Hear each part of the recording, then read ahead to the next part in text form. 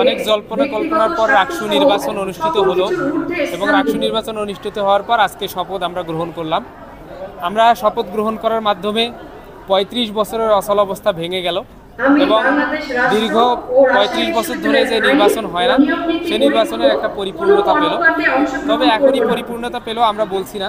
আমরা যদি আগামী ১ বছর যারা নির্বাচিত হয়েছি ৩৬৫ দিনের প্রতিটা দিন যদি আমরা নির্বাচনী ইশতেহার অনুযায়ী পরিপূর্ণভাবে কাজ করার চেষ্টা করি তাহলে এই আয়োজনটা সম্পূর্ণ হবে এবং আমাদের সত্যিকারের পাওয়া রাজশাহী বিশ্ববিদ্যালয় ছাত্র সংসদ নির্বাচন থেকে আমরা পাবো ইনশাআল্লাহ।